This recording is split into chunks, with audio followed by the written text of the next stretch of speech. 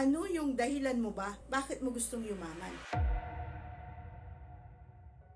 Hindi po kayo mahirap dahil wala kayong pera. Hindi din po kayo aasenso o hindi rin po kayo yayaman dahil may pera kayo. If you really wanted to get out of your money problems and if you really wanted to create wealth, from today, find that purpose, find that reason. Ano yung dahilan mo ba? Bakit mo gustong yumaman? O bakit mo gustong gawin ang isang bagay? When you find it in your heart and in your mind to have, a greater purpose or a bigger motivation in life, other than just because you wanted to be okay, kasi pagod na ako, kasi kailangan ko ng pera, kasi naiinggit ako. Kada po naiinggit kayo and kada po kinokompara nyo ang sarili nyo sa iba, and pipilitin ninyong magtrabaho, pipilitin ninyong maging okay ang life nyo dahil lang sa ganyan, hindi po talaga kayo aasenso.